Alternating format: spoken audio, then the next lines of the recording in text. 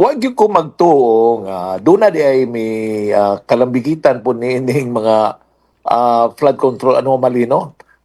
Until such time na diha ang akong kapitan sa usa ka barangay nga nag-ingon siya nga mayor, doon naman po tay incident sa ani doon. Ako lang magpadala ng kong picture nimo. So, nagpadala picture, then akong giatuan, no?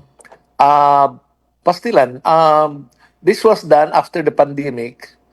And ako nakita dito nga nanliki murag ni ulbo ang mga simento, and then of course makita unta nato ang mga kabilya. Obviously murag wala pud mahuman kay mubo raman kayo. And then atong kusog nga ulan na wash out siya. Okay. And then sa pikas nga barangay kay ako naman tong gi-post primero na ako sang gibisitahan ang katong sa sunod nga barangay. Actually mo ni border or boundary between two barangays nako. Kawit Oriental, Kawit Occidental. And then at one time, remember ko nga few weeks ago, nagpista ning Occidental, I was told nga, nangunta na kung ano imong balay imong gi-raise o gamay. Ingon siya katong among gipamistahan nga akong gi-raise ni gamay kay karon maski gamay ulan, musulod naman ang tubig diri sa ilawom sa balay. Tung una nga wala pa hinoy dike kuno, dili man musulod. So I went there, no, akong gitan-aw, tinuod yang giingon, dunay duha ka program dito nga flood control project. Ang usa on the left side, on the Kawit Oriental side, a 67 million project done by Radhill Construction. And then sa Picas is a 30 million project done by Lanao Builder. Ang Radhill is a little elevated, taas siya, and then mayo pong murag arang-arang ang pagkahimo, although wala mag-join ang mga ang katong iyang mga gugagmay po kaya ang iyang mga imburnal, no, ang katong outlet sa tubig. And then ang liki na po na iyang kilid, pero di na ako makita kung naabag ito yung mga kabilya or anything. And then pag ato na ko sa Picas, Lanao Builder, na-wash out po ang iyang sa may tulay yun. At one time, doon na rin kusog nga ulan, natangtang siya. So, na-expose tong mga culverts. And then, nag-separate ang katong base sa iyang riprap, nag-separate siya sa lawas sa riprap. And then, ang mong gitanaw tong vent sa iyang murag para mugawas ang tubig, usa ka dangaw ramang kataas town. Murag irong igor ang isuksok for the eyes only, nga wala nila palawmi haron dapat gyud ang tagos gyud ang kuno sa Picas ingon tong engineer nga nagkuyog nako. But kato ilang gibuhat murag gitusok lang murag usa ka dangaw nga PVC pipe nga gisuksok nila para na makita nga nag-comply sila nga dunay gibutang nga kuan nga murag katong awasanan sa tubig sa diha sa body of the riprap.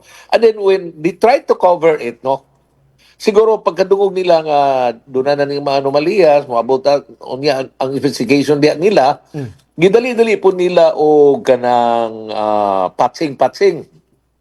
Nakita na ako dito ilang patching, wa pa gani 1 inch, no? And then obviously di gyud matabang to cosmetic kay nangaukal yun, nang separate yun ang top niya o ang ubos. So kung makita nimo sa picture, grabe gyud ka damage bitaw nga. Akong gitanaw, dili man, mga 100 meters naman to ang kataas ato for 30 million. Di man gyud ko katuoy nga itong ang mga quality, no, sa trabaho. And obviously, kay nag-crack man gyud siya, nakita man gyud namo ang gilid, kay nga tangtang, wala gyoy kabilya. So, and worst of all, mubura, gitanaw na mo ang unahan, supposed to be, doon na gyud untay another 100 meters long nga dike para dili mo sulod ang tubig diri sa balay sa mga katawan. But wala nila buhata. Mo na nga, instead na mo diretso ang tubig padulong sa dagat, manatrap na karon diri sa ilang kanang mubo nga dike, gidivert ang tubig padulong dito sa kabalayan. Mo na nga dunay lunop o doon na basa sa tubig sa ilalom. Imbes atong una nga walay dike, wala unta.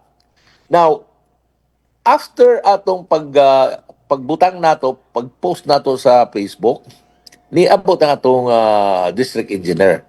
Ako siyang gipangutana. Wala man ako sa imbitaha.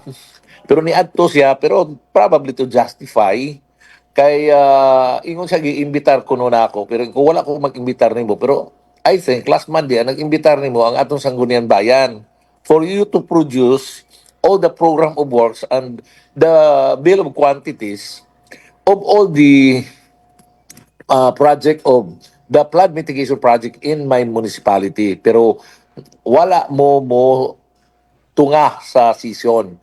So akong tambag nimo tungaha sa session sa Lunes and bring all the program of work and the BOQs dito sa Sangguniang Bayan because they are really planning to file a case against you if you will not cooperate. So that is what is going on right now, Dinhe. And then as I have keep on investigating, nadungog po na, nakita na ako, but we still have to investigate na in the municipality, Silingan sa Kauswagan, there were unom ka mga allegedly dili makita nga mga project. Gipaluparan og drone, pero di gid kuno nila makita. And obviously, wala na ma-geotag siguro.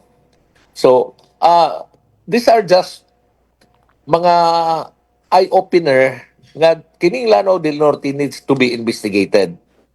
Um, I think this has been going on for so many generation, for so many years, many decades na ganingon ani. Let us all realize no nga although this is a very abundant nindot kay yuta dinhi sa Lanao del Norte, nindot unta kayong umahon, nindot ang weather, dili ta magbagyo diri kanunay, but we remain the poorest of the poor in the entire top 10 poorest of the poor in the entire country. So I think this is the chance for us nga we start investigating. Not only sa mga DPWH project, but I know there are other projects like that kaning national irrigation nato. Daghan yung binuang aning irrigation kay there's so many irrigation project that has been introduced diri sa Lanao del Norte pero wa man gihapon tay tubig nga makitaan. Na. And that not only that, the DA, the DNR, even the DepEd, kanit silang tanan nga agencies needs to be investigated.